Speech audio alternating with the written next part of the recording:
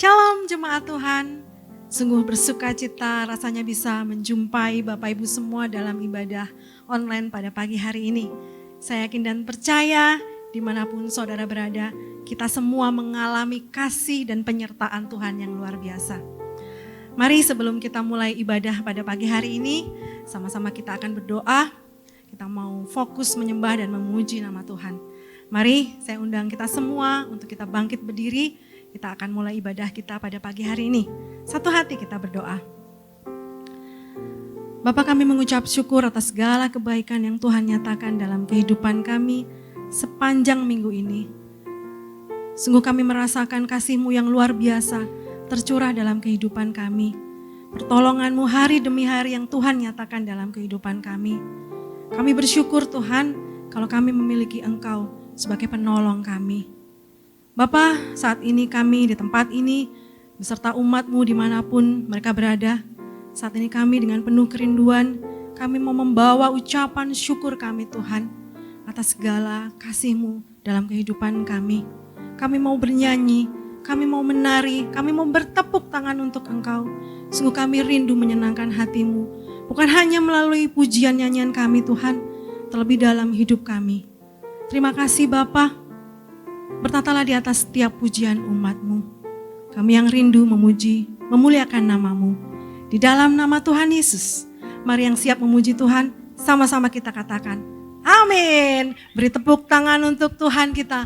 Mari kita naikkan lagu, tiada berkesudahan kasih setianya Tuhan dalam kehidupan kita. Amin.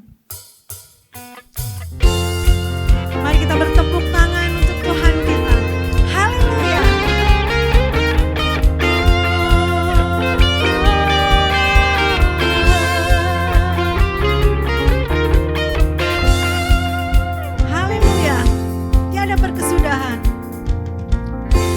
Berkesudahan kasih setiamu Tuhan, selalu baru rahmat-Mu bagiku. Hari berganti hari,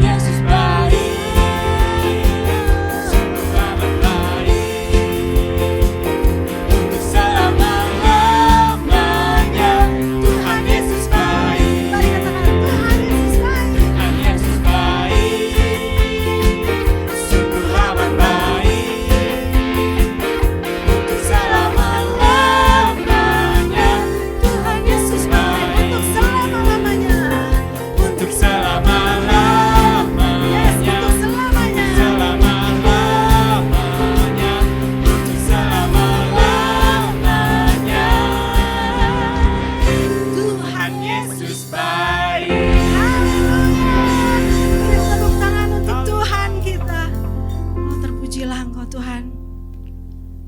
Haleluya. Kami mau terus menyembah-Mu Tuhan Yesus. Karena Kau layak disembah, Kau layak ditinggikan di atas segalanya. Sungguh kami bersuka Tuhan, diam dalam hadirat-Mu. Haleluya. Kami mau nyatakan setiap kerinduan kami. Terima kasih Tuhan. Haleluya.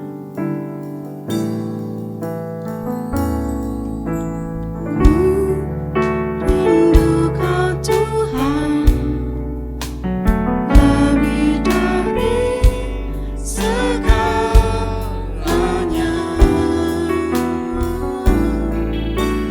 Ku cinta Kau Yesus.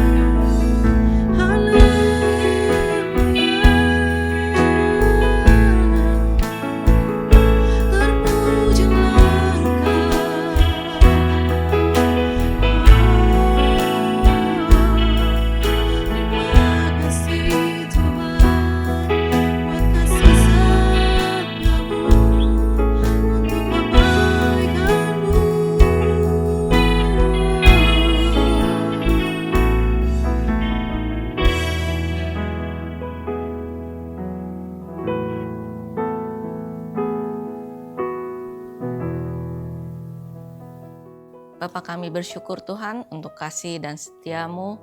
Kalau saat ini kembali kami boleh datang di hadirat-Mu. Terima kasih Bapa untuk kesempatan yang Tuhan berikan. Terima kasih kalau kami juga mau mendengarkan firman-Mu. Kiranya Tuhan mengurapi setiap kami, biar kami boleh mengerti akan isi hati-Mu. Urapi hamba-Mu untuk menyampaikan firman-Mu ini Tuhan, menjadi saluran berkat yang kudus dan murni buat kami semua. Di dalam nama Tuhan Yesus kami berdoa dan bersyukur. Amin. Shalom Bapak Ibu yang dikasihi Tuhan, senang menjumpai Bapak Ibu kembali. Kiranya kasih karunia dan damai sejahtera Allah menyertai kita semua. Amin. Kali ini saya mau menyampaikan firman Tuhan dengan judul Tetap Menyala. Terlebih dahulu kita baca dari Matius 25 ayat yang pertama sampai ke-6. Pada waktu itu, hal kerajaan sorga seumpama 10 gadis yang mempunyai pelitanya dan pergi menyongsong mempelai laki-laki. 5 di antaranya bodoh dan 5 bijaksana. Gadis-gadis yang bodoh itu membawa pelitanya tetapi tidak membawa minyak. Sedangkan gadis-gadis yang bijaksana itu membawa pelitanya dan juga minyak dalam buli-buli mereka. Tetapi karena mempelai itu lama tidak datang-datang juga, mengantuklah mereka semua lalu tertidur. Waktu tengah malam terdengarlah suara orang berseru, "Mempelai datang, songsonglah dia." Nah Bapak Ibu, dari kisah ini kita tahu ada 10 orang gadis dan mereka bertugas untuk menyambut mempelai pria. Dan mereka semua ini adalah gadis-gadis pilihan, bukan gadis-gadis yang sembarangan diambil lalu disuruh, tapi mereka adalah gadis-gadis pilihan yang memang sengaja dipersiapkan untuk menyambut mempelai pria ini. Dan mereka masing-masing membawa pelita yang menyala di tangan mereka. Namun 10-10-nya mengantuk dan tertidur. Dan kita tahu perumpamaan tentang gadis bijaksana dan gadis bodoh ini itu berbicara tentang kita umat pilihan Tuhan. Umat pilihan yang sedang menantikan kedatangan Yesus yang kedua kali sebagai mempelai laki-laki. Umat yang sengaja dipilih dan dipersiapkan oleh Tuhan sendiri untuk masuk ke dalam perjamuan kawin anak domba. Orang-orang yang punya pelita, yaitu punya api Roh Kudus di dalam diri kita. Dan supaya kita juga siap menyambut kedatangan Tuhan yang kedua kali, ada 3 hal yang ingin saya sampaikan. Yang pertama, bijak dan berhikmat. Matius 25 ayat 3 dan 4. Gadis-gadis yang bodoh itu membawa pelitanya, tetapi tidak membawa minyak. Sedangkan gadis-gadis yang bijaksana itu membawa pelitanya dan juga minyak dalam buli-buli mereka. Jadi 10 gadis ini Bapak Ibu merupakan satu komunitas bisa dibilang. Sekalipun mereka bersama-sama, tapi mereka terpecah menjadi 2 kelompok. Gadis yang bijak dan gadis yang bodoh. Yang jadi perbedaan antara yang bijak dan yang bodoh adalah dalam hal persediaan minyaknya.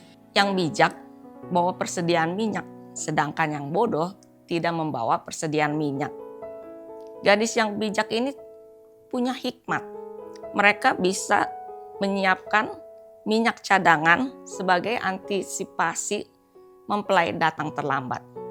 Mereka sudah memperhitungkan baik-baik pelita mereka itu mampu menyala selama berapa jam dan berapa banyak minyak ekstra yang harus mereka siapkan kalau terjadi keterlambatan. Jadi, gadis-gadis yang bijak ini tidak menyepelekan kemungkinan-kemungkinan yang bisa terjadi. Mereka tidak mau ambil resiko kalau sampai mempelai datang terlambat, pelita mereka keburu mati. Jadi, mereka tahu mempelai itu bisa datang kapan aja. Bisa lebih cepat atau bisa juga terlambat. Beda halnya dengan gadis-gadis yang bodoh. Mereka tidak memperhitungkan ada kemungkinan mempelai datang terlambat. Jadi mereka tidak mempersiapkan minyak cadangan. Mereka merasa itu nggak perlu. Mereka lebih santai dan punya sikap ngegampangin. Pasti cukup, minyaknya cukup, oh ini banyak. Lagian kalau kurang bisa minta tuh sama si A. Si A itu orangnya baik kok, pasti dikasih. Lagi pula kayaknya mempelai nggak mungkin terlambat, pasti on time. Jadi tenang aja, santai aja. Mereka lebih ngegampangin, menyepelekan kemungkinan-kemungkinan yang bisa terjadi. Dan dua sikap seperti ini juga terjadi dalam umat pilihan Tuhan saat ini, dalam gereja Tuhan. Antara yang berhikmat dan yang kurang berhikmat, antara yang bijak dan yang kurang bijak. Apalagi kita hidup di akhir zaman saat ini ya Bapak Ibu, kita tahu keadaan makin sulit dan tantangannya semakin berat. Di berbagai bidang kita mengalami semakin sulit dan berat ini. Bukan cuma di dalam ekonomi yang kita lihat, bisa kita lihat sendiri perusahaan-perusahaan besar banyak yang bangkrut, banyak yang di PHK. Semua serba mahal, sampai untuk membayar sewa rumah pun mereka tidak mampu. Ada juga yang sampai harus tidur di airport, di bandara, karena mereka tidak mampu membayar sewa kamar. Dan tentu bukan cuma dalam bidang ekonomi. Sekarang ini banyak terjadi perang di mana-mana. Yang lagi memanas antara Israel dengan Iran. Enggak perang, ada tawuran, ada perang suku. Belum lagi secara digital kita bisa kena data phishing, kita bisa dengan mudah kehilangan rekening kita, isinya dikuras, ada kebocoran data, belum lagi ada AI yang bisa melakukan deepfake sehingga kita tidak lagi aman. Di dalam dunia maya kita bisa disalahgunakan, dibikin video untuk maksud-maksud yang jahat. Semua itu begitu menantang kita untuk kita hidup benar di hadapan Tuhan itu. Kita benar-benar harus bijak, harus berhikmat menghadapinya. Apalagi dengan kemungkinan ke depannya itu bisa semakin lebih berat, semakin buruk. Dan Tuhan sudah memperingatkan kita akan hal ini. Dalam 2 Timotius 3 ayat yang pertama, ketahuilah bahwa pada hari-hari terakhir akan datang masa yang sukar. Bijak dan berhikmat yang seperti apa yang harus kita lakukan? Dengan cara kita memperkuat kerohanian kita. Persiapkan rohani dan mental kita untuk menghadapi hari-hari ke depan. Kita butuh roh yang perkasa, punya mental yang kuat. Jangan bersikap menyepelekan, ngegampangin ataupun masa bodoh dengan hal-hal rohani. Karena kalau bukan kepada Tuhan kita mau berpegang, kepada siapa? Kepada apa yang bisa kita harapkan, kita bisa andalkan. Kita tidak bisa mengandalkan kekuatan fisik kita, posisi, uang untuk mengatasi masa-masa yang sukar. Nggak bisa Bapak Ibu. Kita perlu Tuhan, kita perlu Roh Kudus yang memimpin kita, yang menolong kita, yang menopang kita. Dalam Lukas 21 ayat 34 sampai ke 36, jagalah dirimu supaya hatimu jangan syarat oleh pesta pora dan kemabukan serta kepentingan-kepentingan duniawi, dan supaya hari Tuhan jangan dengan tiba-tiba jatuh ke atas dirimu seperti suatu jerat, sebab ia akan menimpa semua penduduk bumi ini. Berjaga-jagalah senantiasa sambil berdoa, supaya kamu beroleh kekuatan untuk luput dari semua yang akan terjadi itu, dan supaya kamu tahan berdiri di hadapan Anak Manusia. Jadi Bapak Ibu, kita perlu perhatikan cara hidup kita. Jangan hidup sembrono, jauh dari Tuhan, apalagi hidup di dalam dosa. Udah bukan saatnya kita berpesta pora dan mementingkan kepentingan-kepentingan urusan-urusan duniawi, kedagingan. Jangan kita mabuk dengan hawa nafsu. Tinggalkan semuanya itu, kita bersihkan hati kita. Kita benar-benar harus berhikmat dan bijak di dalam cara hidup kita ini. Dalam Efesus 5 ayat 15 sampai ke 17, karena itu perhatikanlah dengan saksama bagaimana kamu hidup. Janganlah seperti orang bebal, tetapi seperti orang arif. Dan pergunakanlah waktu yang ada, karena hari-hari ini adalah jahat. Sebab itu janganlah kamu bodoh, tetapi usahakanlah supaya kamu mengerti kehendak Tuhan. Tentu kita tidak mau seperti gadis-gadis bodoh itu, kita mau menjadi seperti gadis-gadis yang bijak. Kita usahakan untuk mengerti kehendak Allah, untuk hidup berkenan di hadapannya. Lalu yang kedua, jangan lalai. Dalam Matius 25 ayat yang kelima, tetapi karena mempelai itu lama tidak datang-datang juga, mengantuklah mereka semua lalu tertidur. Gadis yang bijak dan gadis-gadis yang bodoh sama-sama bawa pelita yang menyala. Mereka sedang menantikan mempelai, tapi karena mempelainya lama gak datang-datang, mereka menunggu. Mempelainya belum datang-datang juga. Lama-lama mereka ngantuk dan tertidur.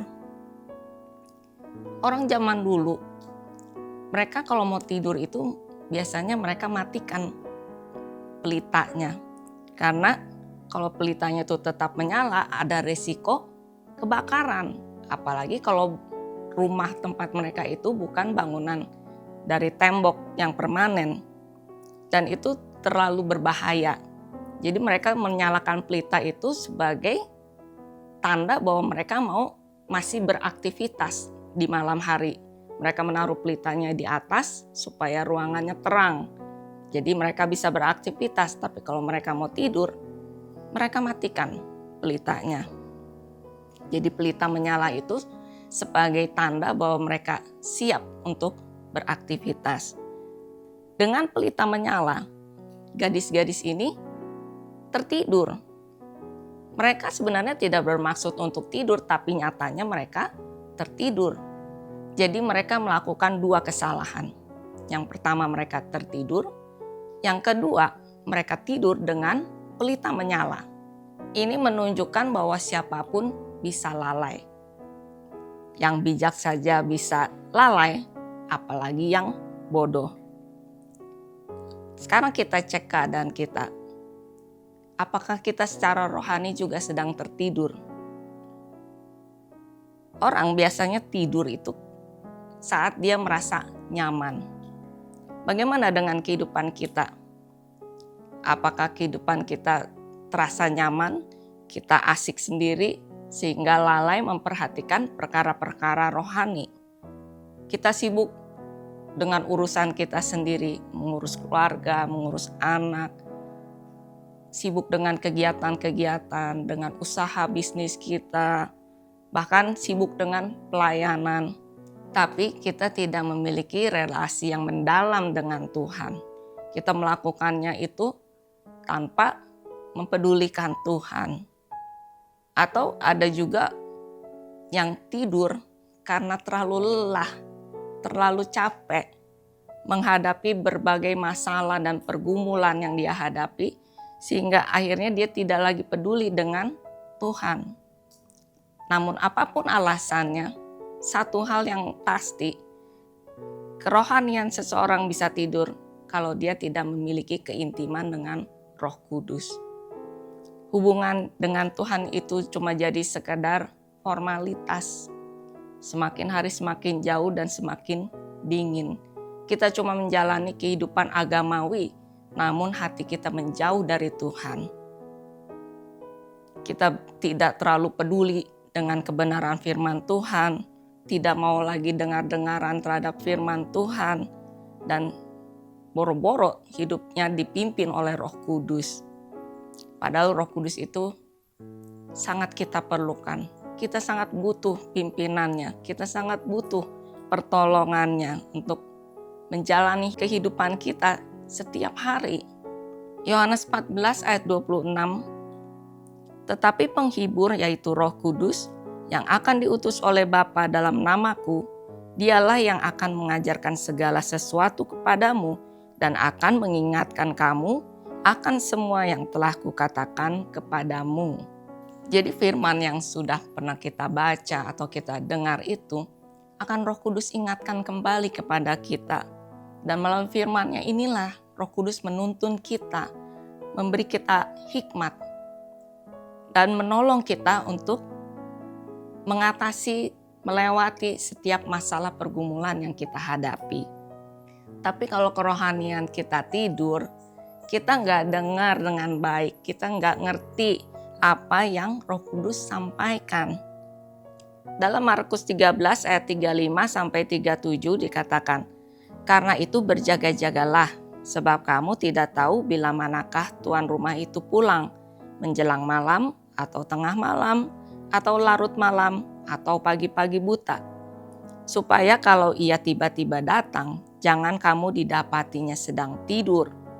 Apa yang kukatakan kepada kamu, kukatakan kepada semua orang, berjaga-jagalah. Jadi di akhir zaman ini Bapak Ibu, yang pertama kita harus benar-benar bijak dan berhikmat dalam menghadapi kehidupan kita, dengan cara hidup kita. Dan yang kedua, kita juga jangan lalai, tetap berjaga-jaga dan berdoa, selalu dengar-dengaran terhadap firman Tuhan. Lalu yang ketiga, tetap berkobar. Matius 25 ayat 8 dan 9.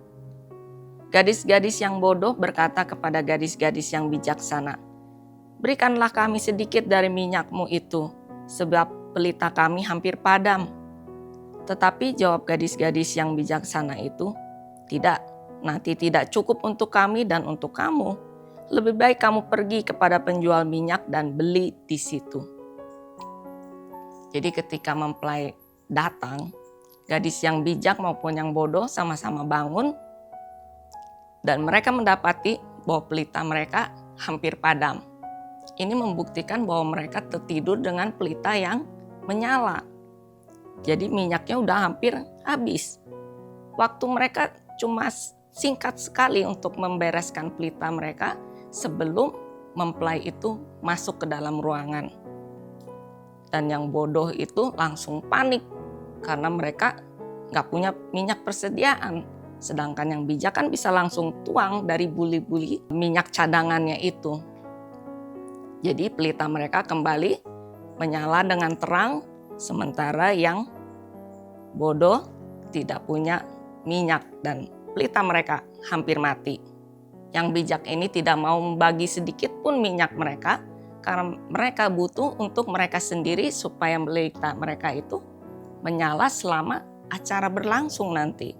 Dalam Lukas 12 ayat 35 dikatakan, hendaklah pinggangmu tetap berikat dan pelitamu tetap menyala. Satu-satunya cara supaya pelita itu tidak pernah mati apinya adalah dengan selalu mengisi minyak yang baru ke dalam pelita itu. Jadi yang bodoh ini cepat-cepat pergi mencari orang yang menjual minyak. Tapi Bapak Ibu bayangkan, itu kan kejadiannya tengah malam. Mereka mau cari kemana coba? Masa mereka mesti gedor-gedor pintu orang untuk beli minyak? Si bodoh ini berharap bahwa mereka masih keburu. Mungkin iring-iringan pengantennya itu masuk dan mereka kebagian dibuntut gitu sebelum pintunya ditutup. Mungkin mereka berharap seperti itu. Tapi nyatanya waktu pintu ditutup, mereka belum kembali dan mereka kehilangan kesempatan. Waktunya sudah habis. Mereka percuma menggodor-gedor pintu, minta dibukakan. Tidak ada lagi kesempatan bagi mereka. Kalau saja si gadis-gadis bodoh ini tidak tertidur, mungkin mereka masih bisa melihat bahwa pelita mereka, minyaknya itu sudah semakin berkurang. Dan mereka bisa lari cepat-cepat beli sebelum mempelai itu datang. Kalau seandainya kita diundang dalam satu acara besar di mana presiden sendiri yang akan datang meresmikan acara itu, kita ditugaskan untuk menyambut presiden di depan. Dan kita udah dandan rapi menunggu di depan, dan begitu iring-iringan datang, kita baru menengok ke bawah dan melihat ternyata kita masih pakai sendal jepit. Kaget, dan kita mau lari-lari ke mobil, coba untuk ambil sepatu dulu. Kebayang gak Bapak Ibu? Kita kan pasti melewati momen terpenting di dalam hidup kita. Kita tidak bisa berjumpa dengan presiden, kita malah harus lari-lari nyari sepatu dan sudahlah terlambat semuanya. Dan kalau saat ini Bapak Ibu, yang kita nanti-nantikan itu bukannya presiden, tetapi Tuhan Yesus sendiri. Dia akan datang yang kedua kali. Adakah kita sudah siap menyambut kedatangannya itu? Dalam Lukas 11 ayat 35, karena itu perhatikanlah supaya terang yang ada padamu jangan menjadi kegelapan. Ketika kita menerima baptisan Roh Kudus, kita dipenuhi dengan Roh Kudus dan kita menerima api. Api yang berkobar-kobar dalam diri kita itu memberi semangat yang baru, cinta yang mula-mula untuk hidup benar di hadapan Tuhan, untuk hidup menyenangkan Tuhan. Dan api Roh Kudus ini harus selalu kita jaga supaya tidak padam. Oleh karena itu kita butuh suplai minyak yang baru terus-menerus supaya api ini bisa terus berkobar. Dalam Imamat 6 ayat 13, harus dijaga supaya api tetap menyala di atas mezbah. Janganlah dibiarkan padam. Kita adalah bait Roh Kudus. Jangan biarkan apinya itu padam. Kalau saat ini api kita ini mulai redup atau bahkan mungkin ada yang belum menyala, saat ini adalah kesempatan yang baik untuk kita datang kepada Tuhan. Minta ampun mungkin untuk kebodohan dan kelalaian kita selama ini.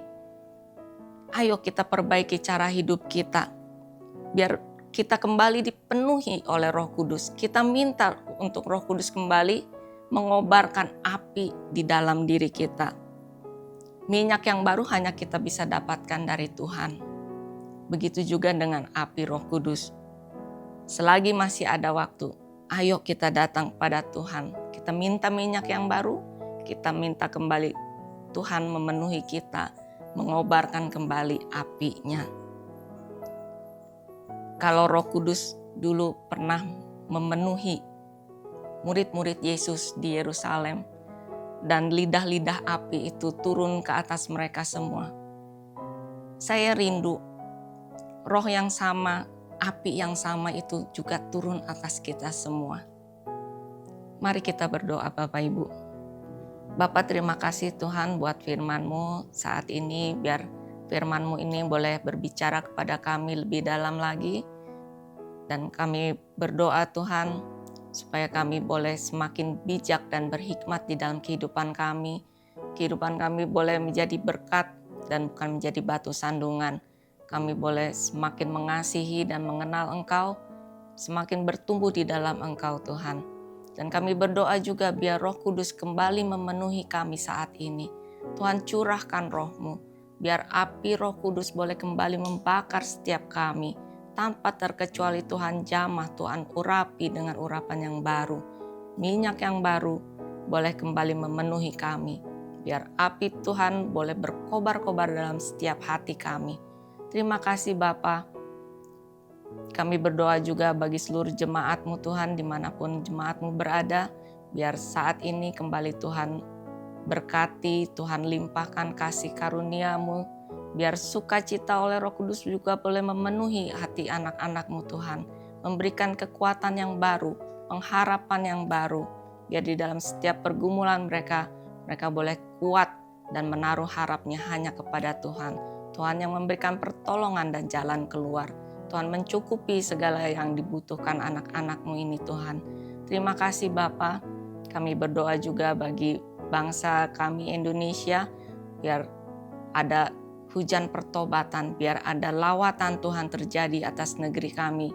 Biar kami anak-anak-Mu Tuhan, biar kami boleh membawa Kristus di dalam kehidupan kami dan menjadi berkat bagi seluruh orang yang ada di sekitar kami. Terima kasih Bapa, kami berdoa juga bagi Gereja Bethel Indonesia. Tuhan berkati gerejamu ini Tuhan, biar dimanapun gerejamu berada boleh menjadi terang dan garam yang memberkati lingkungan di mana gerejamu ini berada. Terima kasih Tuhan, kalau sebentar kami berpisah, Tuhan mau berkati kami dan kami siap menerima yang terbaik dari Tuhan. Mari Bapak Ibu, kita angkat kedua tangan kita, arahkan hati kepada Tuhan dan terimalah kasih karunia, anugerah dan berkat yang berlimpah-limpah dari Allah Bapa. Kasih yang sempurna melalui pengorbanan Tuhan Yesus di kayu salib, juga perlindungan, pertolongan, penyertaan, sukacita dan kemenangan dari Roh Kudus menyertai kita saat ini sampai selama-lamanya. Di dalam nama Tuhan Yesus Kristus, kita yang menerima berkat ini sama-sama kita katakan, amin. Tuhan Yesus memberkati.